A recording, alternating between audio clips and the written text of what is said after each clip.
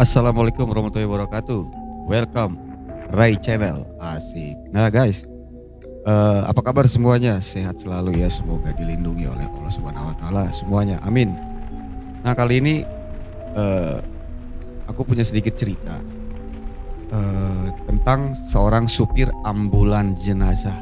Nah, kalian pasti tahu ya, supir ambulan tuh suka larinya ngebut.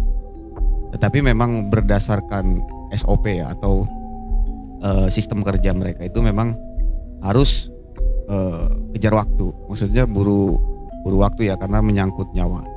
Nah jadi kali ini bukan cerita tentang ngebut-ngebutan. Nah ini ceritanya mengenai seorang temanku ya, sebut aja temanku. Dia ini seorang supir ambulan. Nah jadi dulu aku pernah bertanya sama dia, "Bang, ente ini kalau nganter jenazah yang paling serem tuh pernah nggak?" Dan dia pun bilang, "Oh pernah dong, bahkan itu beberapa kali." Wah boleh dong gitu kan, ceritain dikit lah pengalaman yang paling serem yang pernah ente alami di saat nganterin jenazah gitu. Dan dia pun bercerita bahwa ada satu jenazah waktu itu, memang itu kebetulan korban itu bekas korban kecelakaan ya, lalu lintas. Jadi dengan kondisi yang benar-benar parah gitu, kata temanku ini, kata supir ambulan ini, sebut saja namanya Bang Andi. Nah kata Bang Andi ini sangat parah banget, bahkan dia pun yang udah sering nganterin mayat atau jenazah yang korban kecelakaan ya, mungkin ini yang terparah menurut dia. Jadi ya udahlah, namanya itu pekerjaannya ya, jadi mau nggak mau. Nah di saat itu kejadian itu sore hari kecelakaan itu. Nah kejadian sore hari mungkin bla bla bla di otopsi si korban ini, karena memang meninggal dunia di tempat dengan kondisi yang luka 90% hampir kata dia. Jadi patah tulang, mungkin sedikit daging badannya itu semplak ya, sobek ya gitu, nggak ada lah, nggak utuh, dan kepalanya retak mungkin. Itu kata dia gitu, karena dia nggak ngelihat jelas karena sedikit mungkin takut juga ya. Tapi setelah diotopsi dan dibersihin jenazahnya itu, segera si Bang Andi ini langsung menyiapkan mobil jenazahnya ini untuk diantarkan ke rumah duka atau rumah si korban. Nah kebetulan si Bang Andi ini bekerja di salah satu rumah sakit di daerah Tangerang. Nah dan si korban ini berdomisili atau bertempat tinggal itu di Bandung.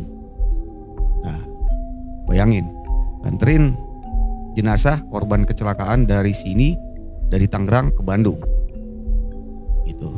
Dan juga pada saat itu kata dia sekitar jam setengah 11-an berangkat dari rumah sakit RS atau RS Tangerang ya. Nah berangkatlah dia, dan dia mengajak temen yang biasa nemenin dia itu, kebetulan gak bisa ngikut.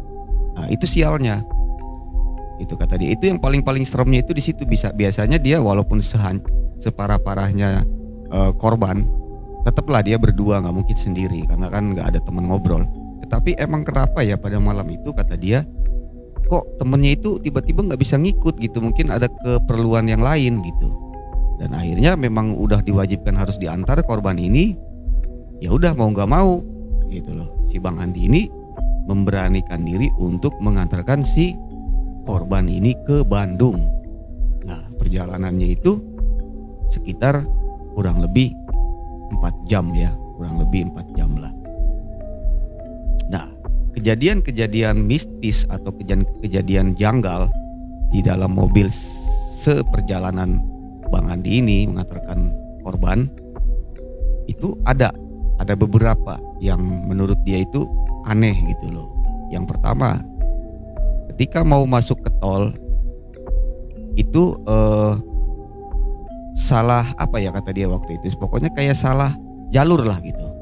Kok tiba-tiba salah masuk ke jalur, malah jalurnya itu bukan yang ke, biasa jalan tol itu ada yang sedikit jalur dibagi untuk sebelah kiri untuk masuk ke gerbang tol, tapi kok dia malah lurus gitu loh.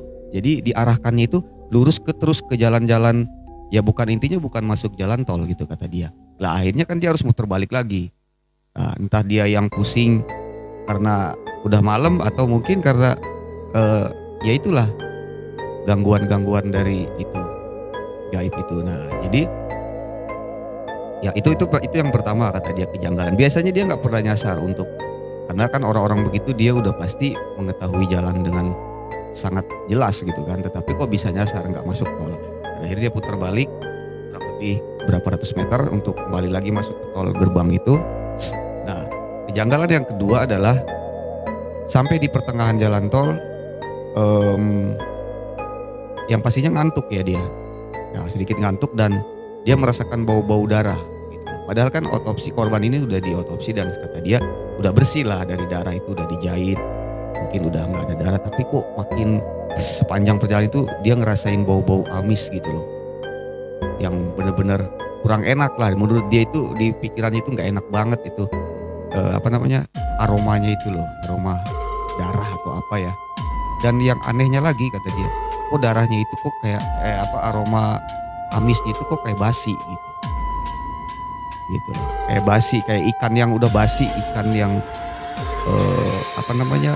bau busuk gitu loh, kayak daging bau busuk lah gitu. Tapi itu sekilas-kilas aja, nggak sepanjang perjalanannya. Nah, itu yang kedua kejanggalan. Yang ketiga macet gitu. Kemacetan yang dia alamin. Biasa ambulan itu kan selalu dibuka jalannya ketika dia membunyikan sirine atau alarmnya dia itu. Tetapi kok itu nggak dikasih jalan gitu kata dia, dan memang ada susah, memang macet banget. Dan sampai ke rumah itu kurang lebih kata dia itu jam 2, jam setengah 3 mau subuh.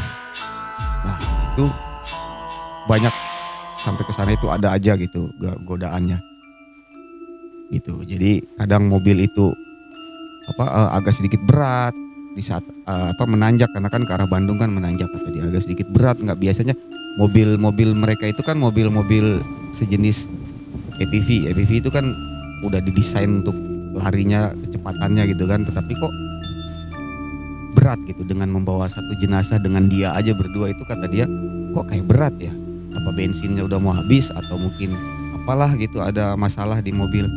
Dan itu nggak kalau masalah itu kan pastinya kan langsung kelihatan, dan itu kok tiba-tiba bagus lagi gitu kata dia. Dan emang sepanjang perjalanan itu ada aja, dan ujung-ujungnya pun sampai gitu loh ke rumah si korban itu. Tetapi ada aja gitu godaannya ya seperti yang tadi itu. Nah itu pengalaman yang paling menurut dia mengantarkan jenazah yang paling parah itu ya ini gitu. Dengan kondisi korban yang udah 90% lah kurang lebih kata dia itu parah lah, hancur karena bertabrakan dengan mobil ya, motor dengan mobil gitu. Nah setibanya dia di lokasi rumah korban, turunkanlah gitu kan, cerita singkatnya dituruninlah mayat korban itu dan diserahkan ke keluarga. Akhirnya dia pun sedikit minum-minum dan beristirahat. Nah tadinya disuruh sama keluarganya korban itu untuk besok pagi aja, tapi kan namanya dia nggak bisa gitu besok pagi, kemungkinan dia ada tugas lain atau apa jadi dia harus pulang lagi ke Tangerang. Dan akhirnya habis mungkin beberapa 15 menit dia di situ atau 20 menit dia kembali lagi ke Tangerang gitu guys. Nah sepanjang perjalanannya dia dari Bandung ke Tangerang kan setelah menurunkan jenazah itu kan otomatis dibersihin lagi sama dia belakang mobilnya atau yang bekas tempat jenazah itu. Tetapi sepanjang perjalanan dia sampai ke Tangerang itu tetap bau amis darah, bau busuk itu atau bau sedikit amis darah busuk ya, itu masih tercium sampai ke depan gerbang rumah sakit dia gitu kata dia. Setelah masuk ke gerbang rumah sakit udah nggak ada. Kan aneh, biasanya kan di rumah sakit itu yang menurut aku sih lebih banyak bau-bau seperti itu kan di rumah sakit. Tetapi pada saat dia masuk rumah sakit tiba-tiba bau itu udah nggak ada. Tapi kok pas di luar dari Bandung, sepanjang perjalanan dari Bandung sampai ke Tangerang itu kok bau amis darah itu loh gitu. Itu yang buat dia jadi sedikit aneh gitu. Ya mungkin ya kembali lagi Allah alam sih. Dia juga pun nggak bisa mengatakan bahwa itu begini. Yang pastinya itu sedikit pengalaman dia di saat dia mengantarkan salah satu korban kecelakaan. Nah, oke, segitu aja guys ceritanya. Mungkin kalian ada yang berminat mau jadi supir ambulan jenazah, ya silakan. Gak apa-apa. Intinya yang pastinya harus mentalnya kuat, harus berani ngelihat hal-hal yang menurut aku sih ngeri. Gitu. Karena aku sendiri pun gak berani kalau ngelihat darah. Nah gitu aja. Segitu aja guys. Semoga menghibur dan sehat selalu buat brother-brother semua di sana. Oke, thank you. Jangan lupa berdoa, selalu waspada, positive thinking. Assalamualaikum warahmatullahi wabarakatuh.